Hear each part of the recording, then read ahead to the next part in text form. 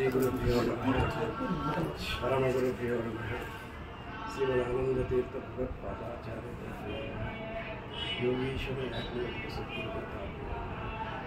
श्रीशान्नीलमनसे इति धर्मरताय च माधवार्य गुरुवे नमो वैराग्यशालिने ನಾವೆಲ್ಲರೂ ಕೂಡ ಯತಿಗಳು ಪರಂಪರೆಯಲ್ಲಿ ಬಂದಿರತಕ್ಕಂಥ ಕನ್ನಡದ ಪೀಠಾಧಿಪತಿಗಳು ವೈರಾಗ್ಯಶಾಲಿಗಳಾಗಬೇಕು ಅಂತ ಆ ವೈರಾಗ್ಯಶಾಲೆಯ ಮೂಲಕ ನಮ್ಮನ್ನು ಕೂಡಿಸಿದ್ದಾರೆ. ಯಾರು? ಮಾಧವ ತೀರ್ಥರು. ಆ ವೈರಾಗ್ಯಶಾಲಿ ಆ ಶ್ಲೋಕದಲ್ಲೇ ಇದೆ. ಮಾಧವಾರ್ಯ ಗುರುವೇ ನಮೋ ವೈರಾಗ್ಯಶಾಲಿನಃ.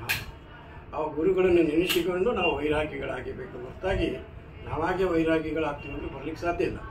ಆದ್ದರಿಂದ ನಾವು ಫಸ್ಟ್ ಮಾಧವ ತೀರ್ಥರನ್ನು ಸ್ಮರಣೆ ಮಾಡಿ ಅವರಿಗೆ ನಾವು ಕೊಡಬೇಕಾದ ಗೌರವಗಳನ್ನು ಕೊಟ್ಟುಕೊಂಡು ಈ ಎಲ್ಲವನ್ನು ಚಿಂತನೆ ಮಾಡಬೇಕು. ಯಾಕಂತಂದರೆ ಇವತ್ತಿನ ದಿವಸ ನಮಗೆ ಗುರುಗಳಿಂದ ಆಗ್ತಕ್ಕಂಥ ಕೆಲಸಗಳು ಏನಿದೆಯೋ ಆ ಕೆಲಸಗಳು ಆಗ್ತಾ ಇಲ್ಲ. ಗುರುಗಳಿಗೆ ಸಮಾಧಾನ ಮಾಡ್ತಕ್ಕಂಥ ಕೆಲಸಗಳು ಆಗ್ತಾ ಇಲ್ಲ. ಗುರುಗಳಿಗೆ ಸಮಾಧಾನಕರವಾಗ್ತಕ್ಕಂಥ ರೀತಿಯಲ್ಲಿ ನಾವು ನಡ್ಕೊಂಡು ಹೋದರೆ ಇವೆಲ್ಲವೂ ಕೂಡ ಕಲಹಗಳು ಎಲ್ಲವೂ ಸಾವಧಾನ. ಯಾಕಂದರೆ ಯತಿತ್ರಯದಲ್ಲೇ ನಮಗೆ ಸೂಚನೆ ಕೊಟ್ಟುಬಿಟ್ಟಿದೆ. ನಾವು ಅತೃಪ್ತರಾಗಿದ್ದೇವೆ ಅನ್ನೋದನ್ನು ಅವರಿಗೆ ಬಾಯಿ ಬಿಟ್ಟು ಹೇಳಲಿಕ್ಕಾಗಲ್ಲ. ಇಂತಹ ದುರ್ಘಟನೆ ಮಾಡಿ ಇಂಥದ್ದನ್ನು ಸೂಚನೆ ಕೊಟ್ಟು ನೀವು ಗುರುಗಳ ಮೂಲಕ ಆಶೀರ್ವಾದ ತಗೊಂಡು ಮುಂದೆ ಕಾಲಿಡಬೇಕು, ಮುಂದೆ ನಡಿಬೇಕು, ಗುರುಗಳ ರಕ್ಷಣೆ ಬೇಕಾಗಿದೆ ನಿಮಗೆ ಅನ್ನೋದನ್ನು ನಮಗೆ ಸೂಚನೆ ಕೊಟ್ಟಿದ್ದು ನಮಗೆ ಗೊತ್ತಾಗಿದೆ. ಆದ್ದರಿಂದ ನಾವು ಗುರುಗಳ ಬಗ್ಗೆ ನಾವು ಪ್ರತಿ ಸಲವೂ ಕೂಡ ನಾವು ಮಾಧವ ತೀರ್ಥರನ್ನ ಬಿಟ್ಟು ಬೇರೆ ಯಾವುದೂ ಹೆಜ್ಜೆ ಇಟ್ಟಿಲ್ಲ. ಮಾಧವ ತೀರ್ಥರನ್ನ ಸ್ಮರಣೆ ಮಾಡ್ತಾನೆ ನಾನು ಪ್ರಾರಂಭ ಮಾಡೋದು. ಮಾಧವ ತೀರ್ಥರಿಗೆ ಶರಣ ಬಂದದ್ದು ನಾವು. ಯಾಕಂದರೆ ಅವರು ಕೊಟ್ಟಿರೋ ಪೀಠ, ಅವರು ಉಪಾಸನೆ ಮಾಡಿರ್ತಕ್ಕಂಥ ವಿಗ್ರಹ ಅವೆಲ್ಲವೂ ಕೂಡ ನಮ್ಮ ಹತ್ರ ಇದೆ. 250 ವರ್ಷ ಇತಿಹಾಸ ಇರ್ತಕ್ಕಂಥ ಪೀಠ ಇದುವರೆಗೂ ಸುಸಂಸ್ಕೃತವಾಗಿ ಸುವ್ಯವಸ್ಥಿತವಾಗಿ 12 ಯತಿಗಳು ಪೂಜಿಸಿ 13ನೇ ಯತಿಗಳಿಗೆ ಜವಾಬ್ದಾರಿ ಕೊಟ್ಟಿದ್ದಾರಂದರೆ ಆ ಮಾಧವ ತೀರ್ಥರಿಗೆ ನಾವು ಏನು ಕೊಡ್ಬೋದು? ಯದಾ ವಿರಕ್ತ ಪುರುಷ ಪ್ರಜಾಯತೆ ತದೇವ ಸನ್ಯಾಸ ವಿಧಿಶ್ರುತ ಅಂತ ನಾವು ಬಾಯಲ್ಲಿ ಹೇಳ್ತೀವಿ, ವಿರಕ್ತತೆಯನ್ನು ತೋರಿಸ್ತೇವೆ. ಆದರೆ ಇಂಥವೆಲ್ಲ ಕಲಹಗಳನ್ನೆಲ್ಲ ನಮ್ಮ ತಲೆ ಮೇಲೆ ಕಟ್ತಾರೆ, ನಮ್ಮ ತಲೆ ಮೇಲೆ ಬರ್ತದೆ. ಅದನ್ನು ನಾವು ಸಂಭಾಳಿಸ್ಕೊಂಡು ಹೋಗಬೇಕಾದ್ದು ನಮ್ಮ ಕರ್ತವ್ಯ ಅಲ್ಲ. ಆದ್ದರಿಂದ ಈ ಕರ್ತವ್ಯಕ್ಕೆ ನಾವು ಸದಾ ಸಿದ್ಧರಾಗಿದ್ದೇವೆ. ಈ ಕರ್ತವ್ಯವನ್ನು ನಾವು ಯಾವತ್ತೂ ಲೋಪದೋಷದಲ್ಲಿ ಪರಿಗಣನೆ ಮಾಡಲಿಕ್ಕೆ ಸಾಧ್ಯ ಇಲ್ಲ. ಎಲ್ಲವೂ ಸುಸಂಸ್ಕೃತವಾಗಿ ಸುವ್ಯವಸ್ಥಿತವಾಗಿ ನಡ್ಕೊಂಡು ಬಂದಿದೆ ಅಂತ ಫಸ್ಟು ಸತ್ಯಮೇವ ಜಯತೆ ನಾನೃತಂ. ಎಲ್ಲೇ ಹೋಗಲಿ ಸತ್ಯಕ್ಕೆ ಜಯ ಇದೆ, ಸುಳ್ಳಿಗೆ ಯಾವತ್ತೂ ಜಯ ಇಲ್ಲ. ಅದನ್ನೇ ಎಲ್ಲರೂ ಹೇಳ್ತಾರೆ.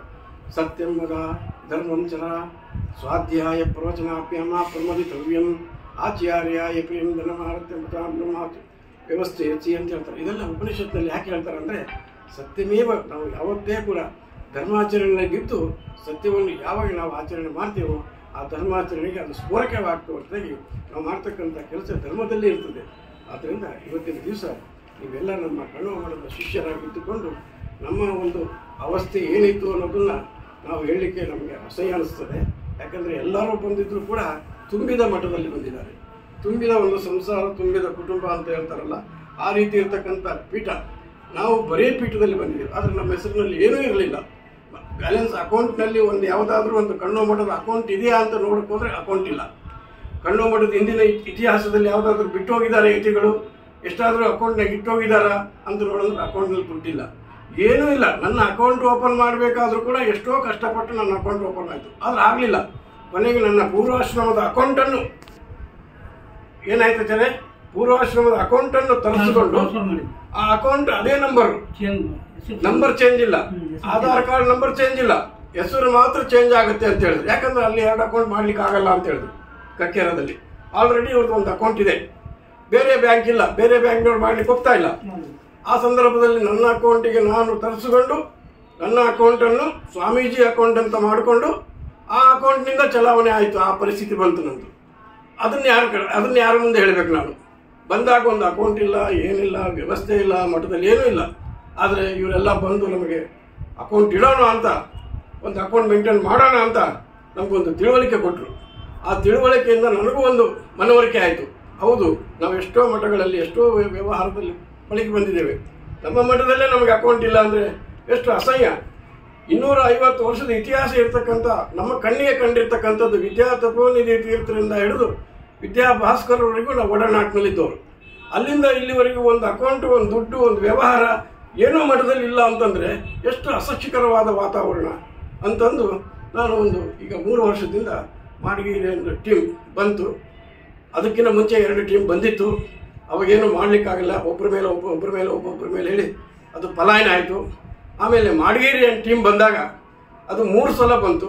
3ನೇ ಸಲ ಬಂದಾಗ ನಮಗೆ ಮಾಧವ ತೀರ್ಥರು, ವಿಠಲ ಕೃಷ್ಣ ಇವರಿಗೆ ಒಂದು ಸೂಚನೆ ಕೊಟ್ಟು, ಇವರ ಮೂಲಕ ನೀವು ಚಲಾವಣೆ ಮಾಡು, ಎಲ್ಲ ಸರಿ ಹೋಗ್ತದೆ ಅಂತ ಹೇಳಿದಕ್ಕೆ ನಾವು ಆ ಸಂಕಲ್ಪದಿಂದ ನಾವು ಅವರಿಗೆ ಜವಾಬ್ದಾರಿ ಕೊಟ್ಟಿದ್ದೀವಿ.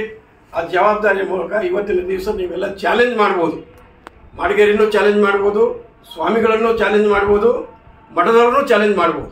ಏನು ಅಕೌಂಟು ಅಂತ ಕೇಳಬೇಕಂತ ಪ್ರಶ್ನೆಗೆ ನೀವು ತಯಾರಾಗಿದ್ದೀರಿ, ಉತ್ತರ ನಾವು ಕೊಡಬೇಕಾಗ್ತದೆ. ಆ ಪರಿಸ್ಥಿತಿ ನಾವು ತಂದಿಟ್ಟಿದ್ದೇವೆ.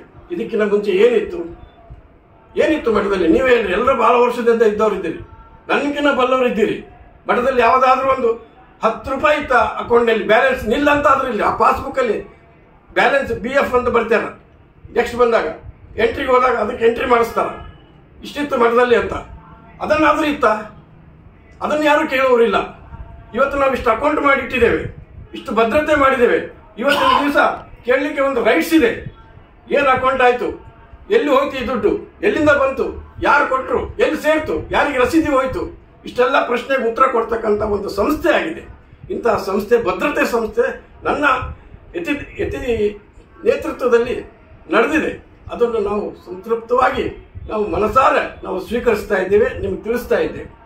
ಇದನ್ನು ನೀವು ಮನವರಿಕೆ ಮಾಡ್ಕೋಬೇಕು. ಇದು ಕಲಹನ, ಇದು ಏನಿದು ನಾವು ಮಾಡ್ತಾ ಇರೋದು ಸರಿನಾ ತಪ್ಪ? ಇಷ್ಟು ಮಾಡಿದ್ದಕ್ಕೆ ಇದು ಶಿಕ್ಷಣ ಸಮಾಜ ಕೊಡ್ತಕ್ಕಂಥದ್ದು, ಭಕ್ತರು ಕೊಡ್ತಕ್ಕಂಥದ್ದು, ಕೆಲಸ ಮಾಡಿದವರಿಗೆ ಆಗ್ತಕ್ಕಂಥದ್ದು, ಇವೆಲ್ಲ ಶಿಕ್ಷಣ ಸ್ವಾಮಿಗಳಿಗಾಯ್ತು. ಶ್ರೀರಂಗ ಮಠದಲ್ಲಿ ಸಂಸ್ಥಾನ ಪೂಜೆ ಮಾಡಿದ್ದೇವೆ, ಎಲ್ಲರೂ ಬಂದಿದ್ದಾರೆ, ದೇವರ ದರ್ಶನ ತಗೊಂಡಿದ್ದಾರೆ, ಸ್ವಾಮಿಗಳ ದರ್ಶನ ತಗೊಂಡಿದ್ದಾರೆ. ಅವರ ಅಂತಃಕರಣ, ಪ್ರೀತಿ, ವಿಶ್ವಾಸ ಎಲ್ಲ ಶ್ರೀಕೃಷ್ಣನಿಗೆ, ವಿಠಲ ಕೃಷ್ಣನಿಗೆ ಸಮರ್ಪಣೆ ಮಾಡಿದ್ದಾರೆ.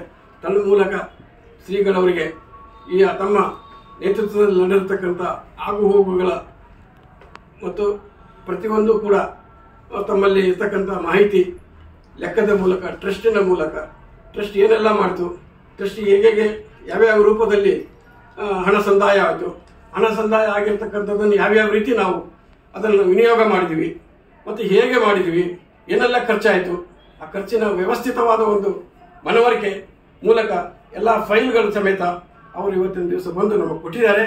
ನಾವು ಅದನ್ನು ಸ್ವೀಕರಿಸಿದ್ದೇವೆ.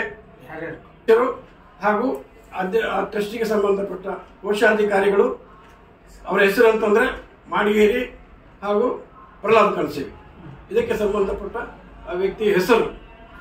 ಅವರು ಏನು ಮಾಡಿದ್ದಾರೆ, ಅವರಿಗೆ ಇರ್ತಕ್ಕಂಥ ಜವಾಬ್ದಾರಿಗಳನ್ನು ಪೂರೈಸಿ ಇವತ್ತು ಶ್ರೀಕೃಷ್ಣ ವಿಠಲ ಕೃಷ್ಣನಿಗೆ ತಲುಪಿಸುವುದರ ಮೂಲಕ ಕೃಷ್ಣಾರ್ಪಣ ಹೇಳಿ ನಮ್ಮ ಸಮಕ್ಷಮದಲ್ಲಿ ದೇವರ ಸನ್ನಿಧಾನದಲ್ಲಿ ಸಮರ್ಪಣೆ ಮಾಡಿ ಕೊಟ್ಟಿದ್ದಾರೆ.